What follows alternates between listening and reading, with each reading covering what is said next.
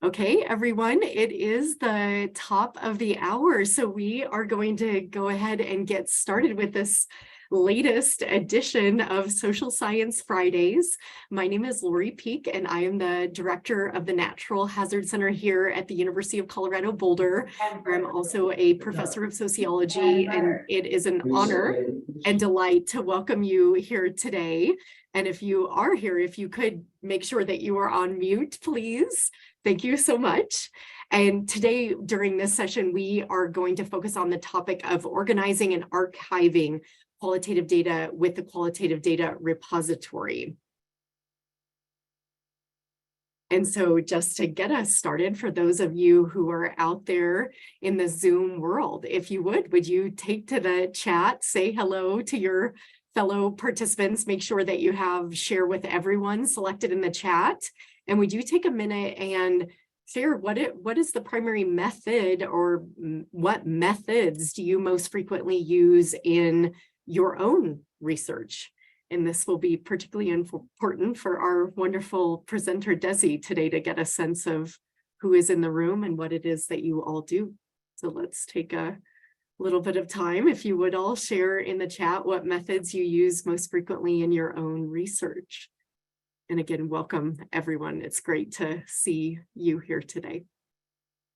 So as people are getting acquainted with the chat and saying hello to one another, I'll go ahead and give a quick overview of where we're going today. So I'll give a quick introduction to the Social Science Extreme Events Research Network. And then I'm going to share a little bit of background on this session, which actually is what led to me having the great opportunity of connecting with Dessi, who you're going to hear present today. And then we will leave about 15 minutes at the end for Q&A and discussion, because we understand that several of you do have some burning questions as well as concerns about this topic.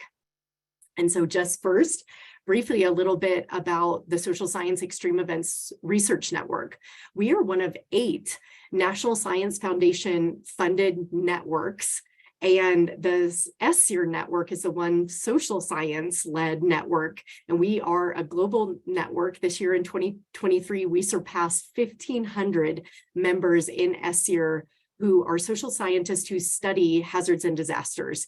And core to the mission of SSEER is to advance scholarship on the root causes and human consequences of extreme events by coordinating social science research teams in large-scale disasters, while also issuing an annual census and maintaining an interactive map of researchers where we highlight the skills and expertise of social scientists who work in this area. So we hope you'll visit our SSEER website, which is linked out on the slide. A few things about SSEER for those of you who are social scientists who study extreme events or hazards or disasters. We hope that you will consider joining SSEER. Again, you can visit converge.colorado.edu/research-networks/SSEER, where you can sign up to be an SSEER member. And this is also where you can find the interactive web map. You can find SSEER publications as well as links to our annual census. And we just published the 22 de-identified SSEER data and are getting ready to release the 2022 SSEER census. So stay tuned for more on that. So a little bit of a preview. This was compiled by Heather Champeau, who is a data analyst and a graduate research assistant here at the Hazard Center. And Heather went through the SSEER data from 2018, when SSEER was founded, through the first quarter of 2023.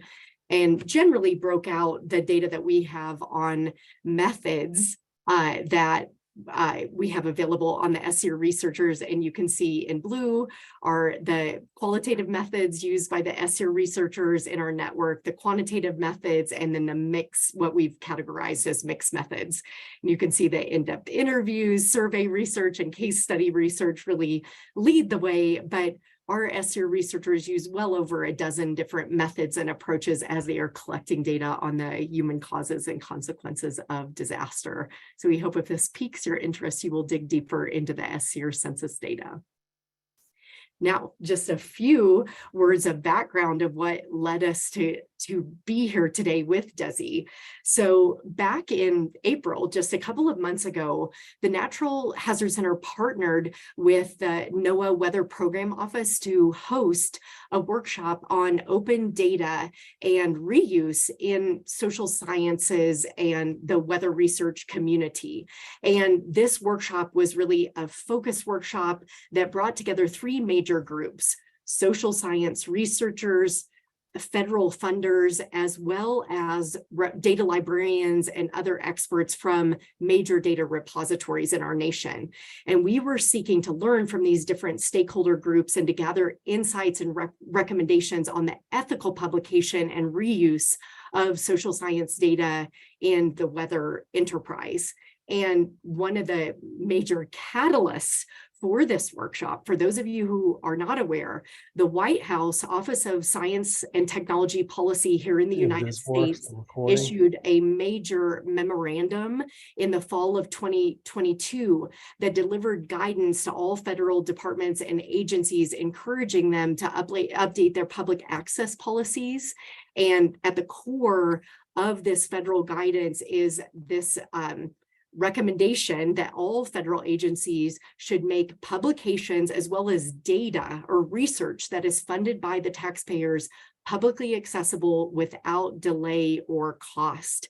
And so there is this major sea change that is coming in terms of open data in our community. And so this is really of great relevance to us as social and behavioral scientists.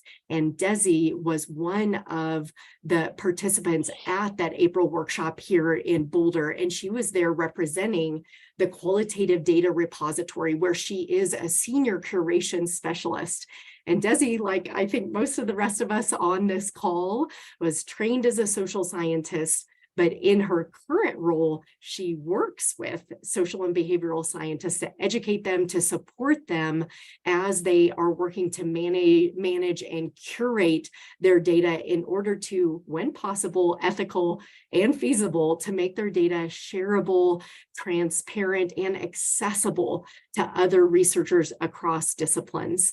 And so it is a great honor and pleasure to welcome Dessi here today. We actually ended that workshop that we had back in April, where we asked all of the participants to go around and to share what was one thing that they were committed to as an individual to try to move forward in terms of creating this culture shift toward open data and reuse.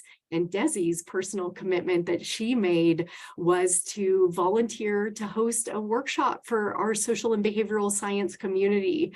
And so it is a great pleasure to welcome you here, Dessi. And with that, I'm going to go ahead and I'll go on mute and turn these controls over to you. And again, I'll give you a 30-minute and a 15-minute warning so we can make sure and leave a little time at the end for Q&A. So over to you, Dessi, and thank you again for joining us. Sorry, I was struggling with the unmute button and screen share at the same time. Hello, everyone. Thank you very much for joining us. Thank you, Lori, for this wonderful introduction. That is indeed how we met. And I will speak about, just in more general terms, this move towards greater transparency and greater data sharing in particular as one form of providing research transparency in the social sciences. From the point of view of the organization where I work, QDR, but I will give a little bit of a kind of a more general introduction, not assuming that necessarily any of you are familiar with that move, or maybe assuming that some of you have heard about it, but are not quite sure about it. So I, again, want to frame things a bit more starting from the bigger picture before we get to kind of what QDR does specifically, and then how could you potentially think about the sharing and archiving of your own multi-method, from what I understand most of you, but qualitative component of multi-method data, or just qualitative projects. That's kind of my plan. A couple of logistical things. We will share the slides, so please, don't feel that you have to take furious notes or take screenshots. We will share all the notes and the recording of this session.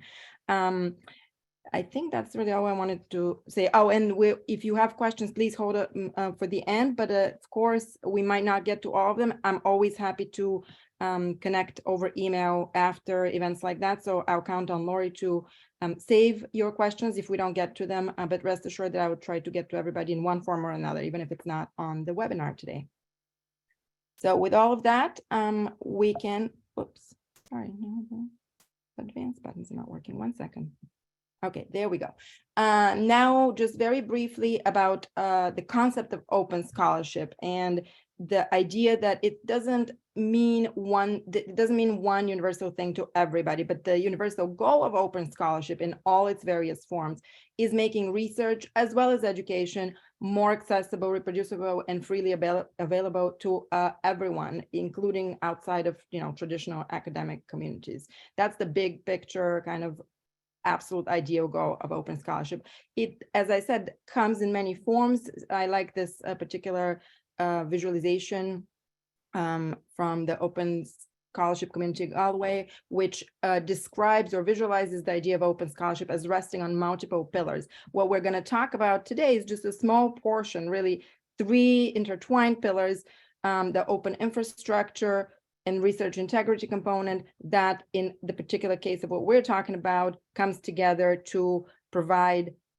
facilities for fair data, and we'll go into what exactly the acronym FAIR stands for when it comes to data, and open outputs of research. So just to give you a sense of kind of how very narrowly I'm focusing on this, but that it does come from the much bigger picture of open scholarship. And again, just as another idea or another restatement of the same idea, that how you conduct your scholarship and your research in a more open way can take various forms, and each project differs a little bit about what it allows. Each research team might choose slightly different tools in order to increase the openness and transparency of their work, but that there are many opportunities out there. And I would like really to encourage people to think about this move towards more open scholarship, not as only a challenge and a new thing, and I don't know how to do this kind of concern, but to think of it as an opportunity, and an opportunity to really, on the one hand, enhance the rigor and validity of your research with the help of some of those open scholarship kind of tools and approaches. On the other hand, to broaden the scope of the people who might make use and eventually maybe even collaborate with you on the basis of doing things a little bit maybe more differently or in a newer way than has been the traditional academic approach. So if you can, find in this list, and again, it's not even an exhaustive list, but some ideas, but find something that appeals to you, that sparks your imagination. Think about, could I add that little component to whatever it is that I normally do, or whatever it is that my team normally does? And of this, sharing data is only one piece. Again, although I will focus on it, I wanted to start with this bigger picture so that you can think more imaginatively and more creatively about what other aspects of enhancing the transparency of your research maybe you might get engaged with. So why data sharing in particular has become such a focus of recent efforts towards enhancing research transparency? There's several, I think, drivers of that. And we at QDR, when we give talks like that, often like to group them as the enforcers, the enablers, and the implementers of the data sharing kind of imperative. Obviously, funders and publishers who impose to some degree requirements can be seen as the enforcers. They realize that by promoting, strongly encouraging / requiring data sharing, they are going to multiply the benefits of the resources that they spend. And so there's a kind of a material justification, if you will, to make the most out of the rich materials that rich data that people collect in the course of their funded research. And then allowing for general transparency and better evaluation of publications. And that usually comes in the form of peer evaluation. But even, there's a higher, I would argue, expectation among the general public that there will be more open access for the general public of the outputs of, especially nationally and federally funded research. Then the things that allow us to do the kind of data sharing that is now possible, but wasn't even maybe 15 to 20 years ago, or it was certainly much more cumbersome to do, is the technological and infrastructure advances that we see, across societies. So a lot of contemporary data are born and collected digitally. So there's no, element of transformation that needs to happen in order to make them more available to people remotely. There are dedicated research data services and trainings at many university libraries. Of course, I understand not all. It does depend where you're located, but there are resources that people from almost any university could turn to, even if it's not their specific campus. Then there are professional repositories of the kind that QGR represents, and I'll speak in a second about the broader repository landscape, what other options there are as well. But there are an increasing number of professional repositories which develop processes and facilities for storing, making findable, and preserving data in the long run. And then, of course, researchers need to be aware of all this and know where to find the resources so that they can be the implementers of these data sharing mandates and expectations. I would hope, again, I very much believe that our role from the enabler community is to increase also researchers' motivation to see themselves as these implementers who can do these wonderful things that start with data sharing. And there are many internal motivations that researchers who come to us, certainly at QGR, share as what made them want to do this in the course of any one project. They want to show the rigor and richness of their work. They want to do good science and make that clear to others, starting with colleagues, but also their broader scholarship community, their university, the public at large. And then they want to find ways to engage with potential collaborators that they might not know about, but that they're hoping that by sharing their data, people who study similar topics, similar parts of the world, similar conditions might find them, in addition to finding them through their published articles and books, and then eventually establish collaborations.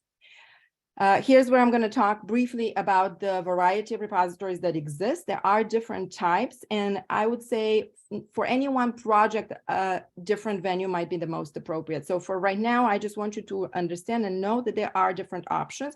And if you're not sure when you're embarking on a new project, where might be an appropriate place for me to potentially share my data, ask around, ask other colleagues who work in the same domain as you, ask your local data librarian. They can probably assist you in finding the most appropriate venue. So what are the different types? There are some types of repositories called generalist repositories. Typically those they're free to upload and download data on. Oftentimes they are not exclusively data repository, like Zenodo, for example. Those are two of the best known examples, Zenodo and Figshare.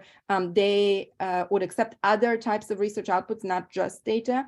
There's really no curation there. They do provide some of the benefits of a repository that I will detail in a second, but they're and their main benefit is that they're free and very fast to publish your data on. Now, again, there's no curation there, there's no assistance, so they're not appropriate for every researcher and certainly not appropriate for every type of data. Certainly, I would argue they're never appropriate for qualitative data, but that's, even in the context of that statement, there could be debate depending on the specific projects that people are working on. Now, then there are institutional repositories, typically affiliated with one university, sometimes, as in the case with the Texas Data Repository, which I just choose to highlight, but there are others. The institutional repository there is affiliated with the whole university system of the universities of Texas. California has a similar one and so on. But like I said, most typically you might know about your local university repository. Now, many of those are not really, or were not established to be equipped to archive and share data. But even that's changing to some degree. And the examples of the big system-wide ones like Texas and California that I'm talking about, they are certainly also appropriate for sharing data. The benefit of that one, of that type of repository, is that you can work with specialists, locally. You can get expertise, you can get assistance in person. The downside is, only the people in the affiliates of that particular institution can deposit data in those repositories. And as I said, not all of them are equally equipped to handle data, and certainly not all types of data. Then there are what are called domain or disciplinary repositories. QGR is an example of that. ICPSR is a much longer standing example that many of you may know. Since you're a social scientist, it's been around for over 60 years now, and was the first really repository of its kind doing that kind of social science data sharing. Their focus has mainly been on quantitative data, although they, of course, can now accommodate multi-method projects as well. And I decided to highlight Design Safe, which should be, familiar to maybe some of you, at least in this community, about which I only learned when I went to this wonderful workshop that Lori and her group organized. And I believe, now this is my understanding of Design Safe, so if somebody who represents that repository thinks I'm misconstruing it, please feel free to correct me right here on the webinar. But I believe that that's really, I interpret it as the domain repository for the natural hazards research community. It was really set up to be the type of cyber infrastructure necessary for data sharing within that group. And actually the census of the community that Lori was referencing, the data for that is, for example, shared there, and all of you can access it and read it and review it in detail, amongst other various data sets. Then there are what I would call hybrid repositories. So Dryad is somewhat like the self-deposit generalist repositories. However, it has a curation component and provides some more kind of assessment when a data deposit comes in, and maybe advice on how to best organize it for ultimate publication. Then there's many funder supported, very specialized repositories. I will not, give you many examples because there's really over 100 even just NIH supported ones. This is one of the many. You would know about those if your funder provides it, because you would be told that you're expected to put your data there. That's not, for most people, for most social scientists, that's not a relevant category, but they are out there as well. And maybe for some of you, they are relevant. Now, specifically to QDR, the Qualitative Data Repository that I work at. We've been publicly online since 2014, which makes us still a fairly new venue in this repository space, but not so new anymore. Now it's been almost 10 years. We are primarily grants funded still, and I say still because I'll explain in a second. We're trying to sort of move away from that. Currently, the NSF is our biggest funder. The Sloan Foundation has also been supporting us. Previously, we had a different grant with RWJF.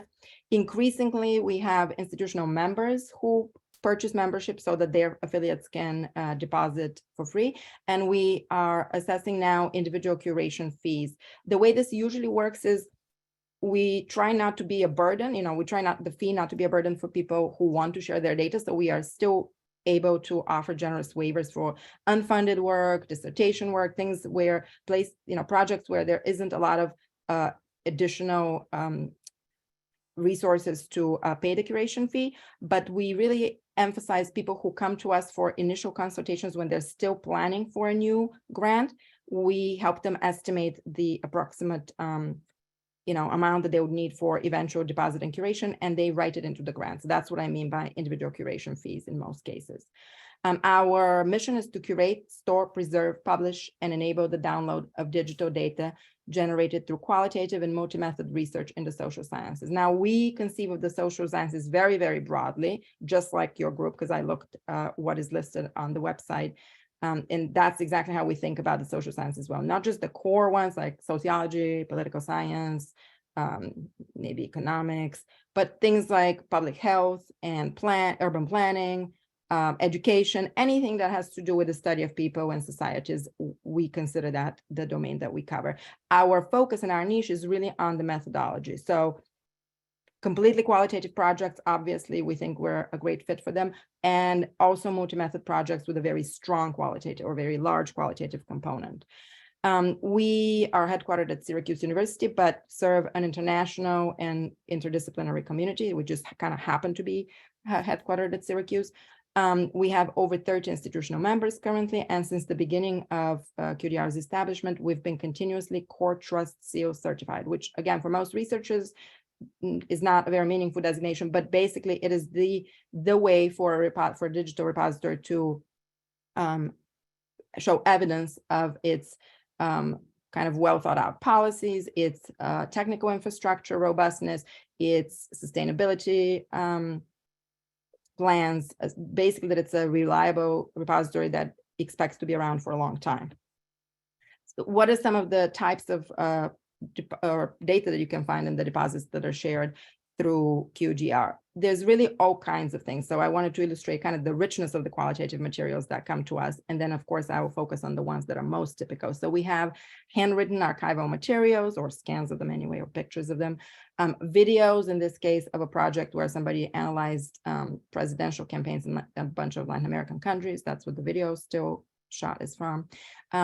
Some things that people call sometimes administrative data or gray data, so reports and kind of local statistics collected over time by different institutions that somebody found and made copies of for their particular research project. So all of those different kinds. And then in the middle is what we'll call our bread and butter, which is interview transcripts and focus group transcripts. Again, from the brief reading of what those of you who introduced yourselves through your methodology shared, this will again be very familiar to most of you. And this is the vast majority of what is shared through QDR.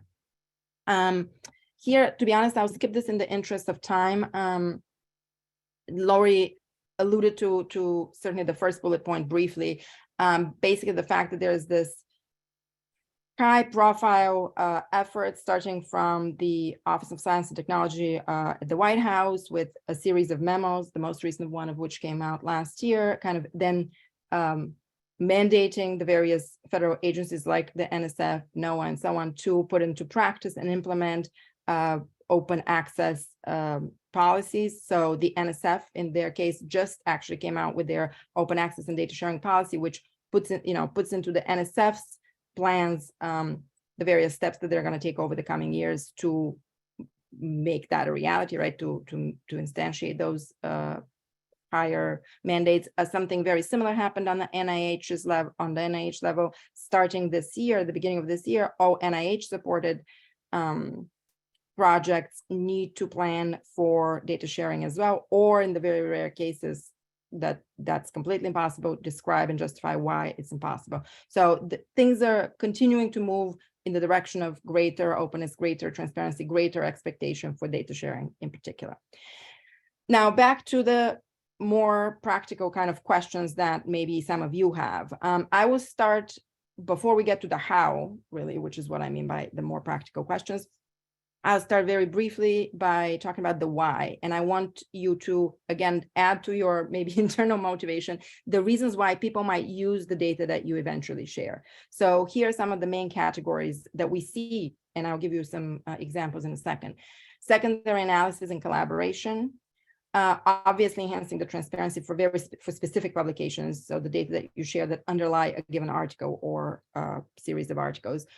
Many times when people talk about that kind of transparency for specific publications, they would use the word replication, and sometimes that's appropriate, not often with qualitative data, I would argue. So we talk more about reproducibility and verification of kind of the whole context of the research, and then traceability of methodological choices made versus one-to-one replication.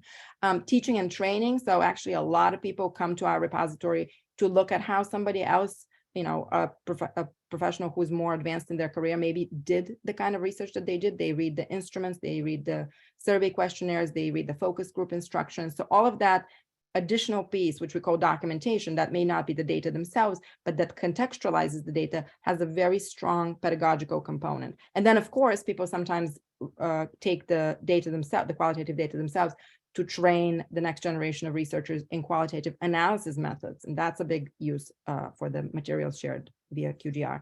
And then something that might seem more abstract, but there's evidence for it as well, giving back to participants and communities. So we have more and more projects where somebody comes to us and says, I want to make sure not only that other researchers have access to these data, but that the people that I actually collected them from are able to come and read what their community expressed with me, or what was shared on the topic of X, Y, and Z.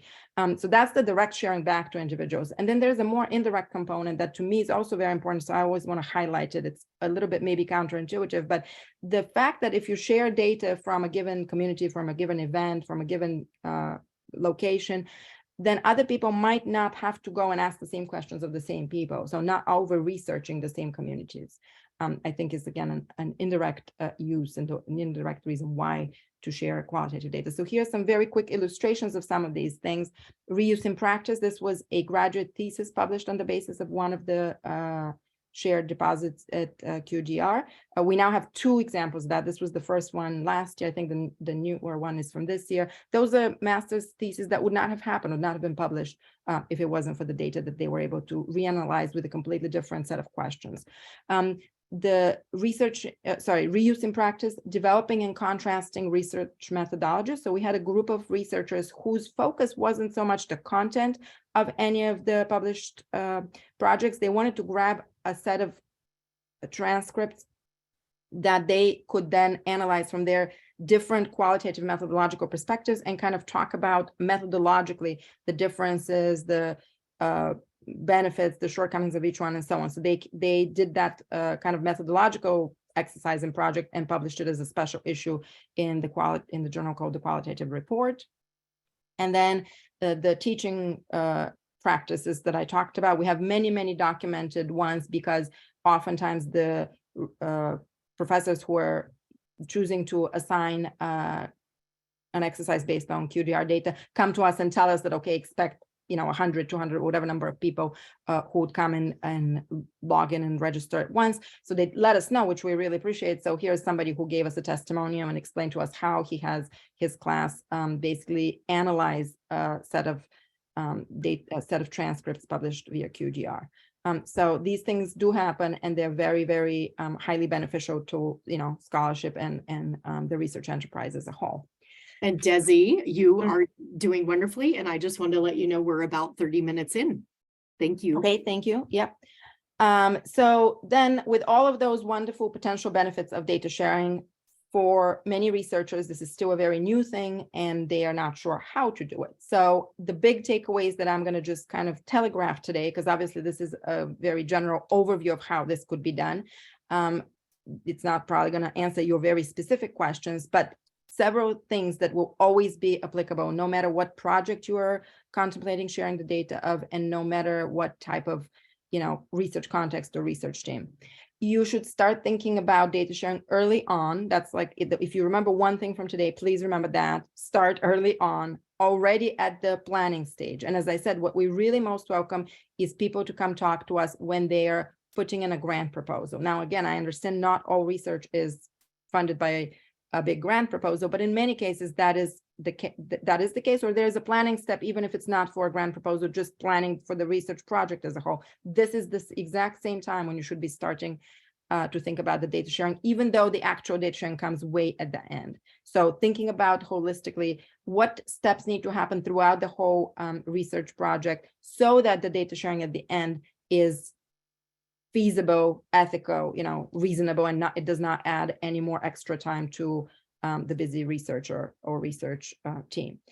Consider data security and access, again, both during the project and after, and this becomes particularly relevant, I think, for much of qualitative data gathering. Then plan and organize, or plan your organization early. Once you think about this in advance and you establish kind of a protocol or a set of rules that you want yourself or the research team that you're working with to follow, things like how are we going to name the folders, how are we going to name each individual file that we produce, how are we going to structure them, what there's going to be for what types of materials.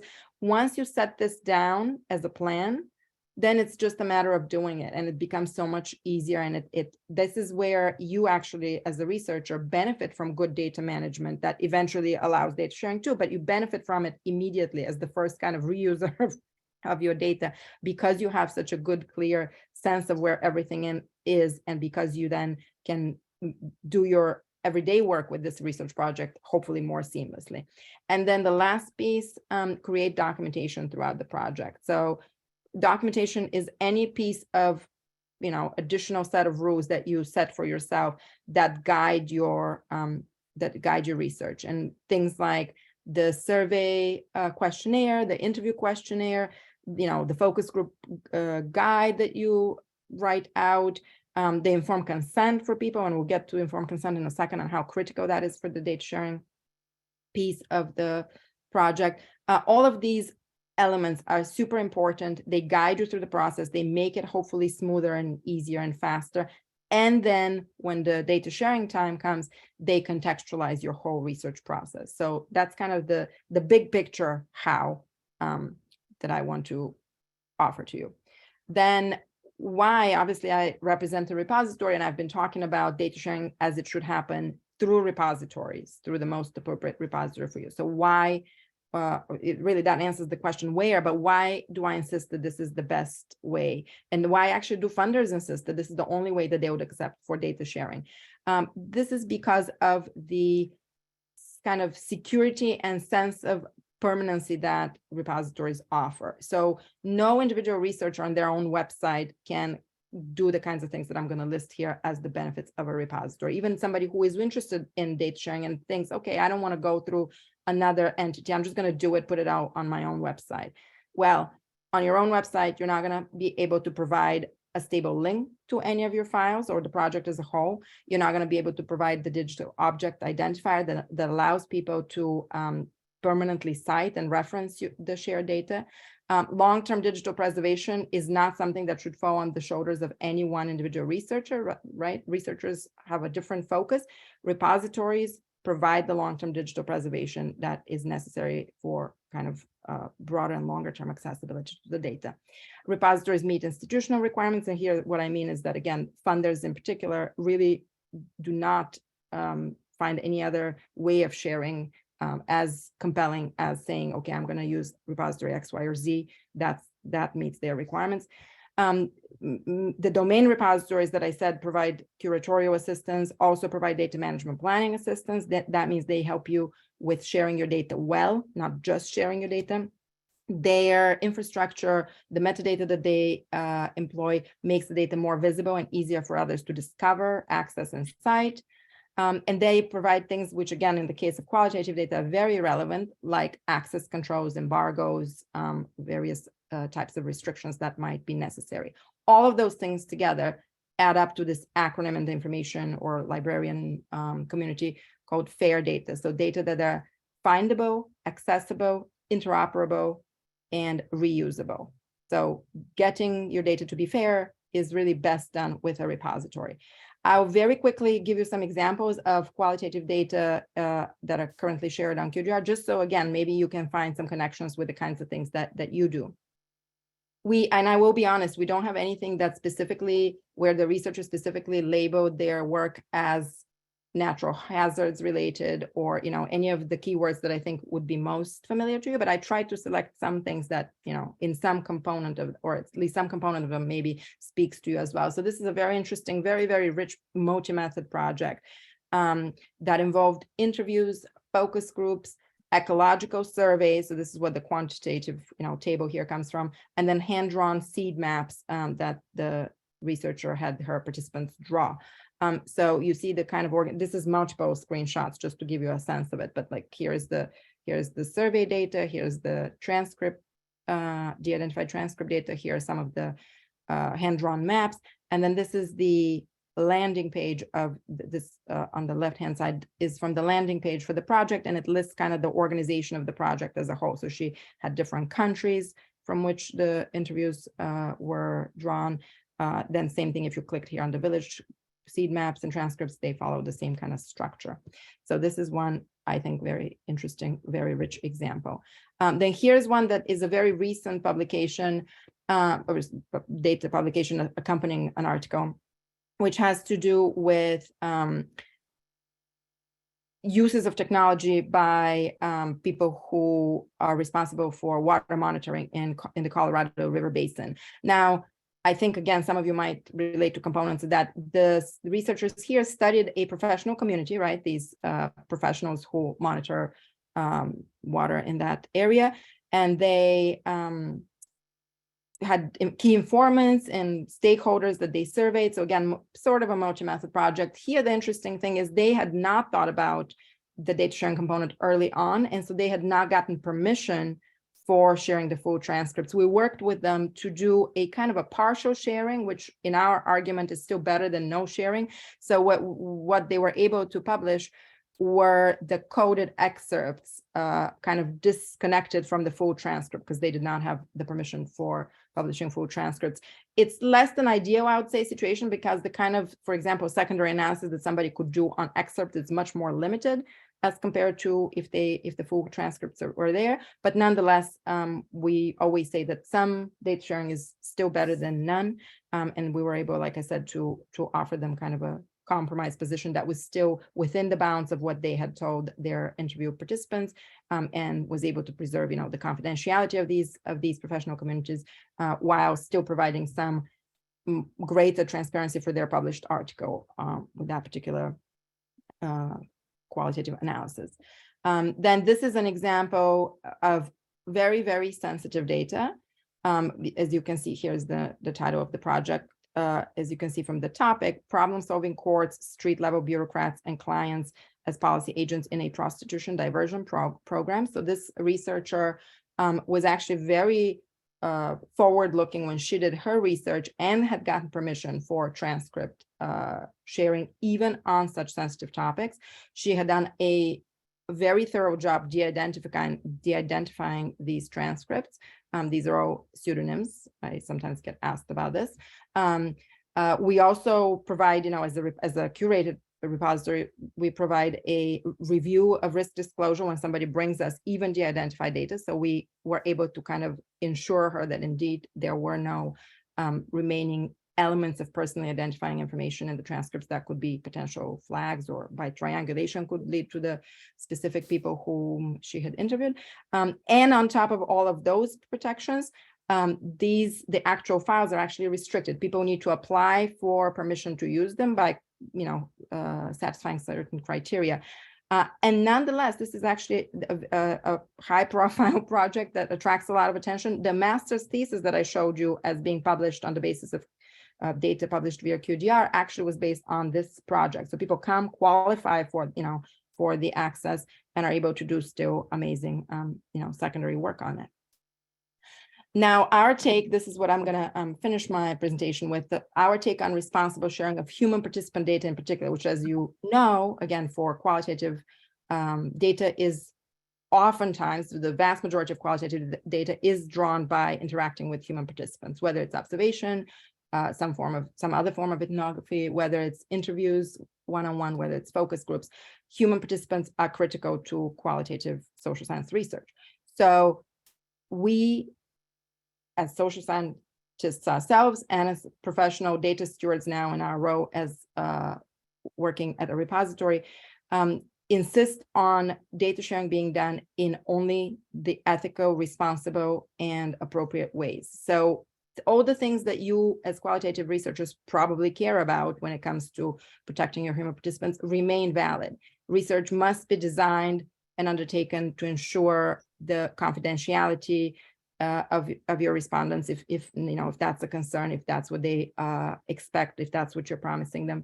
Harm to participants must be avoided in all instances, including assessing if there is any additional harm by sharing the data.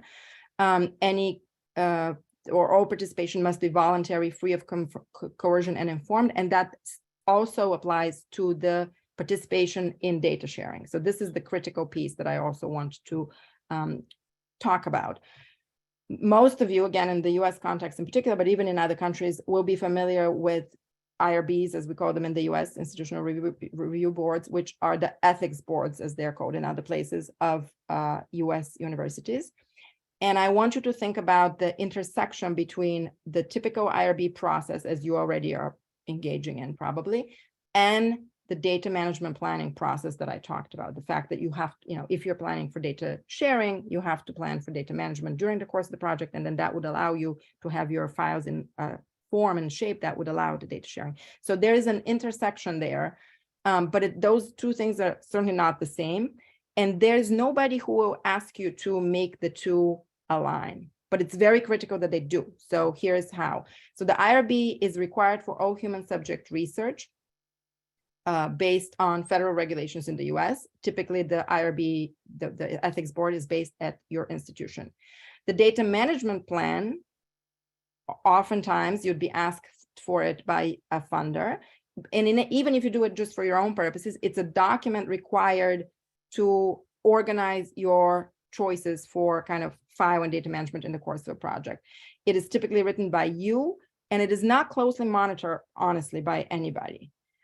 The part that where these two intersect is that both require you to document your data collection details, your data sharing details, if there's going to be data sharing, your data security details. So you basically cover the same topics in several of the sections of both of those. So it is critical that they align. Why do I make such a big deal out of it? Because oftentimes people will say in their data management plan or in their interactions with their funder or journal that has a data sharing expectation, they'll say, yes, I'm going to share the data. But back when they started their project and when they wrote their IRB application, where the informed consent was one piece that they submitted, the informed consent says something like, nobody but the researcher and the research team will have access to these data. So you see how if those things do not align, that really impedes and maybe in some cases makes impossible data sharing. And unfortunately, we see examples that numerous times every week when people come to us willing, interested, curious about how they can share their data. The first thing I asked for them to show us is the informed consent that was used. And in some cases, it makes it clear that data sharing will be impossible, or at the very least would have to do some partial triaging, like the example that I showed you, which, is better than nothing, but it's not as great as the case could have been if that data sharing piece was embedded in the informed consent. And as more and more journals and more funders have that expectation for data sharing, I do hope that researchers understand that from those early moments when you're planning for your ethics review and the informed consent, those pieces come together and align properly. So I'm going to skip here, like I said, in the interest of time, and I'll just give you one example of how this could be done. This is an actual research study. But it also happens to be a study of how to do informed consent for data sharing. And so you can see the data for it shared on QGR and publication that came out of it, as well as the example of how to do it. So this is from the information sheet that was given to participants. And it says, if you agree, the transcript of your interview may be shared with researchers at other organizations in the future. We will take out or change any information that could identify you before sharing. You can be in the study whether you agree to data sharing or not. So this is definitely what we also recommend, that you don't have to limit participation, or you don't have to condition participation on also willingness to share the data. In some cases, in most cases, that's not necessary. It is, although, important to document well the people that choose to participate in the study, but not to have their data shared. It really comes down then to good record keeping. And then here's the optional consent question. Do you agree to allow a written copy of your interview to be shared with other researchers in the future? Yes, no. So as I said, this was a study partially on the willingness to share data in, again, in the context of a research project that was on a very sensitive topic having to do with abortion experiences.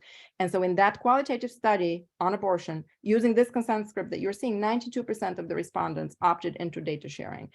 So that tells you there's great willingness on the part of participants to have their stories be told more widely, to have them be used by more researchers, kind of the same idea that funders are basing their mandate on. Participants are not, it's not foreign to them, that they want what they contribute by way of, time and stories when they talk to us qualitative researchers. They want that to be, the benefit of it to be multiplied and for it to be used more as widely as possible.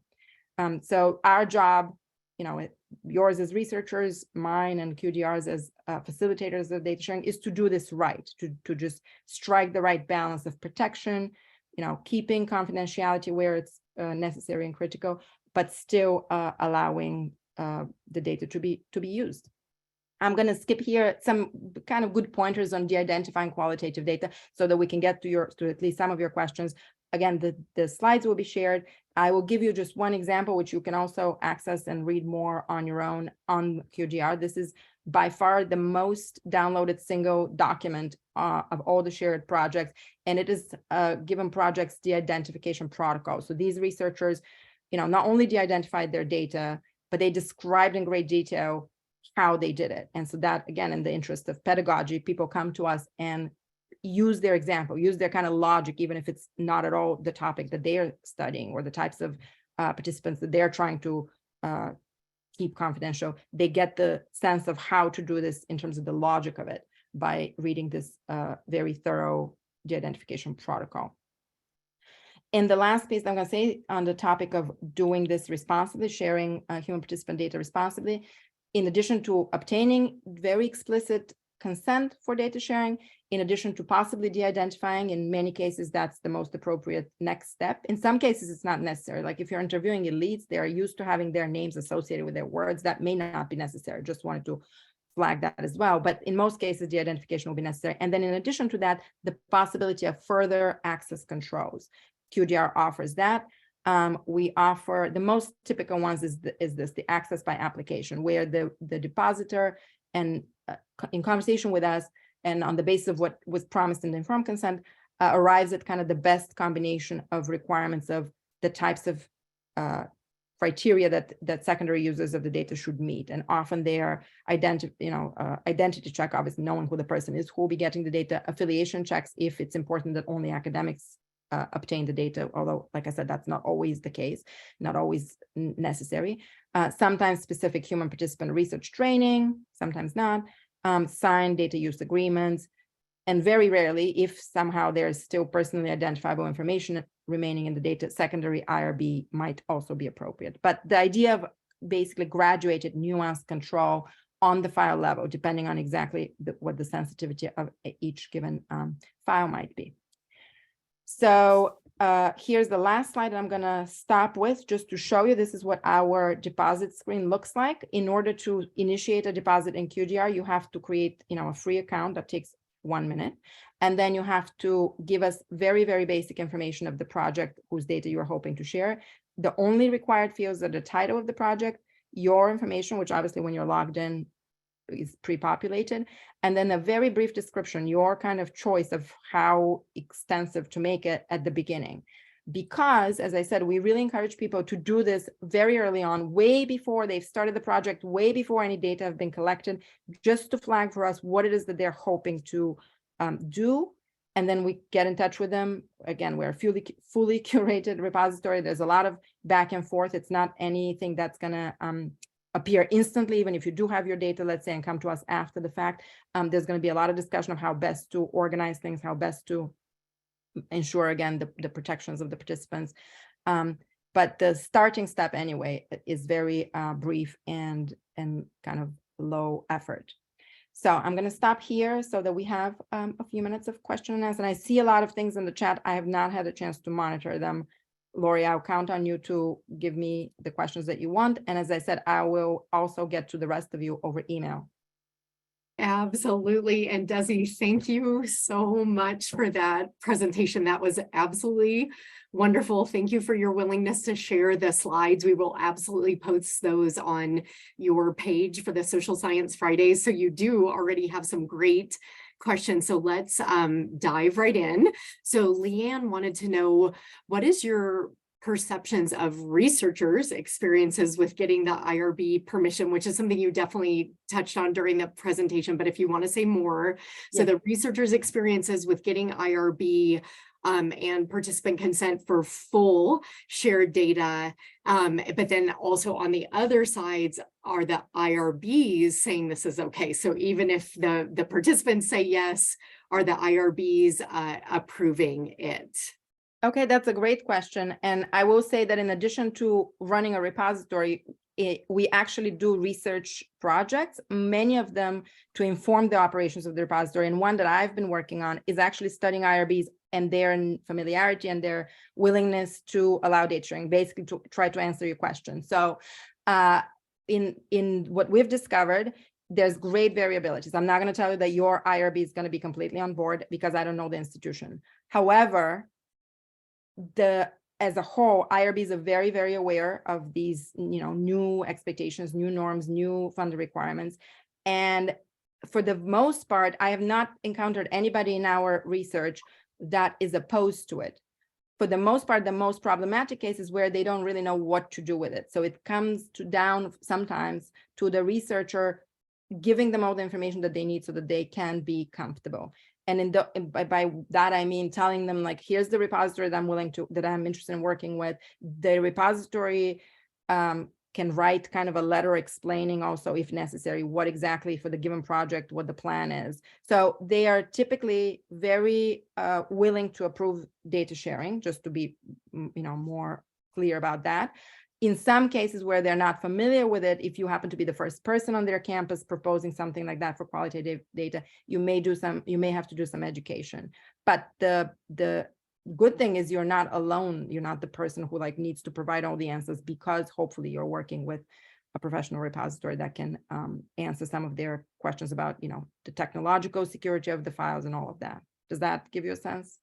Sorry, I don't know who exactly asked. Yes, okay. That was Leanne who just gave you a thumbs up. And Leanne actually had a sub question wanting to know, does it bias the data? Do you have any evidence, for example, that do participants hold back if they know that their data is going to be made publicly available, or are there other concerns about data bias when the participants say they're going to for that there is not as much that I don't know of any very good research on that, and we certainly haven't done any, so I can't tell you. There certainly it's something to keep in mind, and maybe depending on the kind of research and the kind of questions that you're asking, if you think that may be a concern. And again, I always want to say all of these questions are difficult because there's no one blanket answer.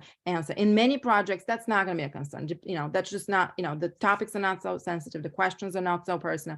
But in some cases, it may really be a concern. So what I will tell you, for example, from that last example with the people who studied abortion experiences and embedded in that bigger kind of substantive project, the piece about informed consent, they were not sure, for example, they thought, if you read the piece that's based on these data, they thought people forgot about the fact, they asked people, were they willing to share the data? 92% said yes, and then they proceeded with the interviews, and they thought that everybody forgot about this, that they were people very open. They didn't feel, because they had that kind of implicit concern as well. They did not feel anybody's held back and kind of shaped their answers with that expectation that the transcripts will be shared in mind in that particular case. However, to them that was a concern, and they thought, well, if people forgot that their data will be shared, maybe we shouldn't, maybe we shouldn't share their data. So there was a little bit of that. It's a very interesting piece. I do recommend that you read it if you're interested in these types of topics, about how maybe the data sharing plan affects the research experience. But the bottom line is, I don't know the answer to that. I don't think we have empirical evidence for it one way or the other. Thank you. And Jennifer had a question sort of picking up on where you were going with how the IRBs respond. So Jennifer said, this is so wonderful, and I hope that IRB members, staff are able to get more training in qualitative repositories, as many IRB staff still advise researchers to destroy their qualitative data after use. It's been an uphill battle at my institution. Are institutional IRB members able to have more opportunities for relationships with data repositories? So maybe said slightly different. Dessi, do you do these kinds of webinars for IRB personnel? Yes, absolutely. This is, we discovered very early on in the years that QDR has existed, what a critical piece the IRB aspect of research is, and how we need to do a lot of educational outreach to their community. So we are members of the biggest, professional community of IRBs called Primer. We give webinars there. We talk to them. We participate in their online forums. So as much as we can. Now, I still don't know that we've reached every single person and body that needs to be reached. But honestly, when I hear that they, for example, at your institution, that they still advise the destruction of data, maybe offline we'll connect to which your institution is, and we can write to, QDR can write to them to try to educate on at least the complete inappropriateness of that, even if not data sharing, data should not be destroyed. Thank you, Dessi, and thanks for that offer. And Jennifer, I hope you will follow up. Mary, your friend from 2 months ago in Boulder, said, Dessi, amazing presentation. I wonder if you have experience with qualitative interview data or transcripts when the sample size is very small and could be easily identifiable, such as interviewing a certain type of government official in a certain area. Yes, the answer is yes. Actually, most of the projects that come to us are not based on super large samples. I think that's somewhat inherent to qualitative work. It's deep research, but not, large and wide samples. So that's why I gave one of the illustrative examples that I wanted hopefully to, some of you who study like a particular professional community can relate to, that was the case with them. Again, and unfortunately, we don't have full transcripts there, but for different reasons, because they hadn't thought of asking in advance. I think, again, it would be a very much case-by-case scenario, whether restrictions would need to be applied. I don't know that it makes it impossible to share the data just because it's a small sample. But depending on what the community is and what the topic is, again, is the topic sensitive? Are the answers potentially exposing the participants to any, I don't know, reputational or whatever other harm? Like those are the questions that we would discuss with any potential interested depositor. So the answer then probably would not lead to, let's not share anything, but it might lead to, okay, this has to be de-identified. This has to be restricted to, let's say, I don't know, only researchers, because they would not, there will be no consequences to the participants if researchers read that. There may be consequences to the to the participants if they're colleagues or if they're, you know, supervisors or whoever you're concerned about read that. So that's the kind of assessment that we'll have to do, which is what is the exact concern of, you know, what is the harm that you're trying to prevent? What is the likelihood of this happening? And is the likelihood of this harm happening diminished by this kind of restriction or that kind of restriction? That's kind of how I would suggest you think about it. So just a small sample itself, I don't think precludes data sharing. So Dessi, we promised to end on time. So how about this for last question, last 30 seconds? Do you think this is from Terry. Hi, Terry Adams. Do you think it's best to get your IRB approved first, collect the data, and then do a follow-up IRB for sharing the data? Or would you recommend just do it all at once? I would recommend that's very clearly embedded in the IRB materials, but most importantly in the informed consent, because the IRB approves the informed consent, but it's really, that's what you present to your participants. So I would say if you have the plan to do data sharing, whether it's partial or complete or in whatever form, put that in the initial IRB application in the form of both a description of what you're going to do, but also the text of the informed consent. Nice.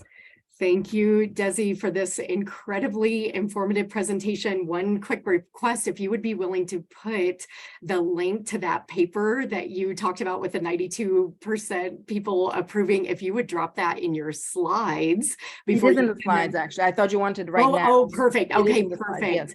Then we will make sure we'll get your slides up ASAP. We will post the recording for this session, and we will end where we began, with all gratitude for you, the Qualitative Data Repository, and the work you do.